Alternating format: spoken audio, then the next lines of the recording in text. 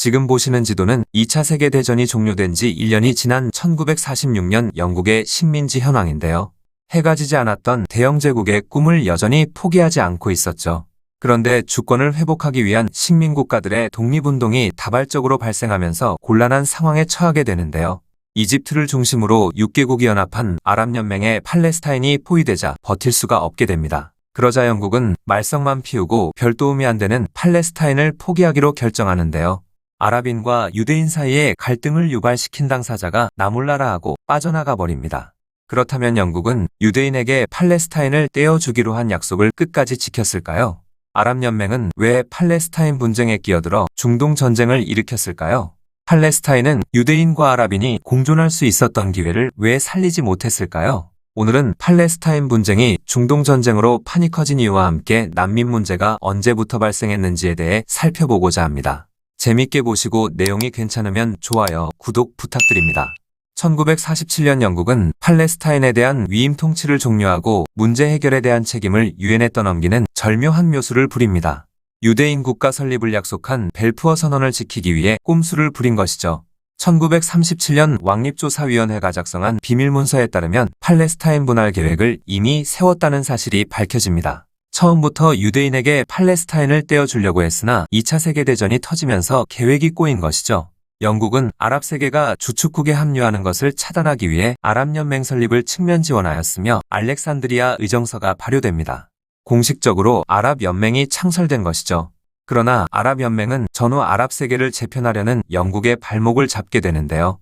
시리아, 요르단, 이라크 등 아랍연맹 회원국들이 위임 통치를 벗어나 독립하는 것을 막을 수가 없었습니다. 유대인에게 땅을 떼어줘야 할 팔레스타인만 남은 것이죠. 그러다 반전의 기회가 찾아오는데요. 나치 독일의 홀로코스트 참사가 알려지면서 유대인에 대한 우호적인 국제 여론이 형성됩니다. 팔레스타인의 유대인 국가가 들어서는 것을 지지하는 국가가 늘어나기 시작한 것이죠. 그러자 영국은 유엔을 전면에 내세워 팔레스타인 분할 계획을 다시 꺼내듭니다. 아랍연맹이 팔레스타인에 개입하는 것을 차단할 필요가 있었기 때문입니다. 유엔은 2차 세계대전 당시 연합국의 입장을 대변하기 위해 만들어진 동맹협의체로 출발한 조직인데요. 전쟁을 승리로 이끈 연합국이 패전국의 영토나 식민지를 어떻게 관리할 것이냐가 주요 관심사였죠. 세계 평화를 위협하는 세력은 연합국이 제재를 가할 수 있다는 유엔 헌장 제1조 1항의 목적이 팔레스타인에 딱 들어맞는 명분을 제공한 것입니다. 유엔 회원국 중 영국의 입김에서 자유로운 나라는 별로 없었기 때문이죠. 바톤을 넘겨받은 유엔은 곧바로 특별위원회를 구성해 팔레스타인에 대한 실태 파악에 나섰는데요. 먼저 인구조사를 실시합니다. 팔레스타인 영토 중 얼마만큼을 떼어 유대인에게 줄 것인가를 결정하기 위한 수순을 밟은 것이죠. 조사단이 실시한 팔레스타인 인구는 184만 5천 명이며 그중 아랍인이 123만 7천 명, 유대인 60만 8천 명으로 조사되었는데요. 아랍인이 67%, 유대인이 33%를 차지하고 있었죠.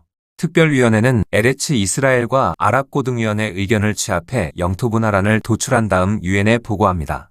유엔은 1947년 11월 29일 찬성 33, 반대 13의 최종 투표를 통해 결의안 181호를 채택합니다. 팔레스타인을 분할하여 유대인 국가와 아랍인 국가 설립을 승인하고 예루살렘은 유엔이 관리하겠다는 것이죠. 그런데 문제가 발생합니다. 유대인에게 팔레스타인 영토를 더 많이 할당한 불합리한 권고안이 채택된 것이죠. 왜 유대인에게 유리한 권고안이 최종 투표에 상정되었는지는 알려지지 않았지만 영국이 부린 꼼수가 위력을 발휘한 것이죠. 고향 땅에 유대인 국가 설립을 소망했던 에레츠 이스라엘은 곧바로 유엔의 결정을 수용했으며 유대인 공동체는 감격의 순간을 맞이합니다. 세계 시오니스트 기구가 설립된 지 50년 만에 국제사회로부터 유대인 국가가 설립되는 것을 공식적으로 인정받은 것입니다. 2000년 동안 나라를 잃고 떠돌았던 서름을 보상받은 것이죠. 그러나 아랍고등위원회는 곧바로 반대 성명을 발표하고 총파업으로 맞서는데요. 민족주의자들이 중심이 된 아랍인 단체들이 유대인을 습격하며 상황이 악화되기 시작합니다. 극명하게 양분된 유대인과 아랍인의 갈등은 유혈사태로 번지며 내전으로 비화됩니다. 우리나라가 해방 후 신탁과 반탁으로 나뉘어 분열했던 것과 똑같은 상황이 벌어진 것이죠. 그러자 유엔은 팔레스타인에 대해 물품 수입을 금지하는 금수 조치와 함께 국경 폐쇄를 결정합니다. 아랍연맹의 개입을 사전에 차단하기 위한 포석을 둔 것이죠. 팔레스타인에 주둔 중인 영국군은 소요 사태에는 별 관심을 두지 않았습니다. 당시 유대인 군사조직인 이르군과 하가나는 2차 세계대전에 참전했던 정예병이 포함되어 있었는데요. 100여 대의 장갑차가 포함된 기갑부대를 운영했기 때문에 아랍인들은 상대가 되지 않았습니다. 특히 이르군이 보유한 저격수들의 암살과 폭탄 테러는 민간인을 가리지 않았기 때문에 공포의 대상이었습니다. 나중에 밝혀진 비밀문서에 따르면 이르군의 테러 행위는 수십 차례 자행된 것으로 나타났는데요. 견디지 못한 10만 명의 아랍인들이 팔레스타인을 탈출해 난민촌이 만들어집니다. 팔레스타인에 살고 있던 민간인들의 비극이 이때부터 시작된 것이죠. 이르군과 하가나에 밀린 아랍인들은 암살과 폭탄 테러로 맞서는데요. 유대인을 습격하고 의도적으로 상황을 악화시킨 아랍고등위원회와 팔레스타인 민족주의자들은 이집트로 도망쳐 망명정부를 구성합니다. 위임 통치를 포기한 영국의 무관심 속에서 팔레스타인은 무정부 상태에 놓인 것이며 지도부가 건재한 유대인들이 유리한 국면을 맞이합니다. 한편 팔레스타인의 유대인 국가가 들어서는 것을 반대해온 아랍연맹이 개입을 시작하는데요. 팔레스타인에 대한 분할 계획이 발표되자 군사위원회를 열어 1만 명의 아랍 해방군을 투입하기로 결정합니다. 그런데 아랍연맹의 행보가 의문스럽기 짝이 없습니다. 팔레스타인 아랍고등위원회의 대표성을 인정하지 않고 아랍연맹에 소속된 예하 조직으로 편입시켜버립니다. 회원국들의 입장 차이도 명확히 드러나는데요. 국경을 마주하고 있던 시리아, 요르단, 이집트는 적극적이었던 반면 레바논과 사우디아라비아는 참여를 거부하였으며 이라크는 어정쩡한 태도를 보입니다. 팔레스타인의 유대인 국가가 설립되는 것도 싫고 아랍인 국가가 들어서는 것도 탐탁치 않았던 것이죠. 팔레스타인에 대한 종주권을 확인하고 영토를 자기들끼리 나눠 먹으려는 뻔한 속내가 읽혀집니다. 특히 시리아와 요르단은 노골적으로 팔레스타인을 차지하려는 욕심을 드러냈는데요. 영국은 비밀리에 요르단 국왕을 만나 팔레스타인을 요르단이 차지하면 넘겨주겠다고 꼬드겨 아랍연맹의 분열을 획책합니다. 아랍연맹의 군사 개입은 처음부터 불순한 의도로 시작된 것이죠. 유엔의 분할 계획이 발표된 지 한 달 만에 아랍 해방군은 국경을 돌파하기 시작했으며 영국군은 이를 막지 못합니다. 1만 명의 아랍 해방군이 들어오자 전세는 역전되었으며 유대인은 방어체제로 전환하는데요. 에레츠 이스라엘은 남녀 구분 없이 징집되어 군사훈련을 받는 병역제도를 시행합니다. 40세 미만의 모든 남녀가 총을 들고 싸우는 총력전을 펼친 것이죠. 궁지에 몰린 유대인은 전세를 뒤집기 위해 비밀리에 소련과 접촉하여 무기 수입을 결정하는데요. 유엔의 금수 조치를 무력화시키기 위해 스탈린을 선택한 것이죠. 또한 팔레스타인에 기지를 건설한 아랍 해방군의 이목을 피하고 소련 산무기가 도착할 시간이 필요했는데요. 곧바로 미국이 꼼수를 부립니다. 유대인과 아랍인국가 설립을 승인한 유엔 결의안 181조를 취소하고 신탁 통치를 유엔에 제안한 것이죠. 미국과 유엔의 변화된 입장에 촉각을 곤두세우던 아랍연맹은 팔레스타인 내 군사작전을 잠정 중단하기로 결정합니다. 유대인 입장에서는 시간을 크게 번 것이죠. 아랍 해방군의 감시를 피해 소련 산무기가 선적되어 텔아비브에 도착합니다. 2차 대전에 사용된 주력 전투기를 포함하여 탱크와 기관총 등 충분한 양의 무기를 확보한 것이죠. 유대인의 반격이 시작됩니다. 에루살렘을 탈환한 유대인은 아랍 해방군을 공격하기 시작하는데요. 반격을 시작한 지 30일도 지나지 않아 팔레스타인에 주둔한 아랍 해방군을 완전히 밀어냅니다. 당시 아랍 해방군은 유엔의 금수 조치에 걸려 석유를 포함한 보급품의 지원이 끊어진 상태였죠. 작전을 수행할 수 없게 된 아랍 해방군은 고립되어 전멸하거나 주변 아랍 국가로 후퇴합니다.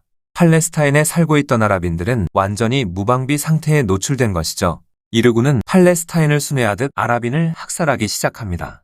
마을 주민 수백 명을 한꺼번에 몰살시키기도 합니다. 학살을 피해 수많은 민간인들이 팔레스타인을 탈출했는데 유엔 추산에 따르면 1948년 한 해 동안 아랍인 72만 명이 강제로 추방되었다고 보고됩니다. 오늘날 팔레스타인 분쟁 해결에 있어 가장 어려운 난민 문제가 1948년 발생한 것이죠. 내전이 발생한 지 불과 넉 달 만에 팔레스타인 아랍인 사회는 완전히 붕괴됩니다. 아랍연맹과 아랍해방군의 미숙한 대응이 상황을 더욱 악화시켰던 것이죠. 가장 큰 문제는 팔레스타인과 국경을 마주하고 있던 아랍 국가들이 난민을 받아들이지 않았다는 사실입니다. 구획을 정해 난민들을 수용했을 뿐이죠. 안타까운 일은 팔레스타인의 아랍인 국가와 유대인 국가가 사이좋게 공존할 수 있었던 절호의 기회가 날아가 버린 것입니다. 유엔 특별위원회의 활동 보고서에는 최악의 결과를 서로 원하지 않았는데 결과는 전쟁과 난민이라는 비극으로 나타난 것이죠.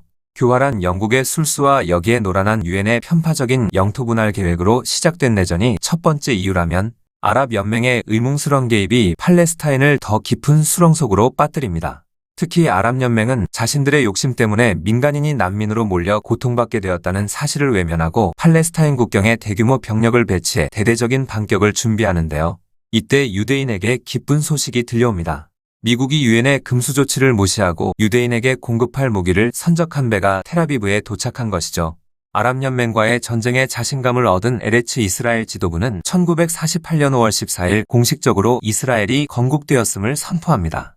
다음날 아랍연맹은 팔레스타인 주민들의 안전과 독립국가의 자결권을 위한다는 성명과 함께 이스라엘에 대한 공격을 시작합니다. 제1차 중동전쟁이 발발한 것이죠.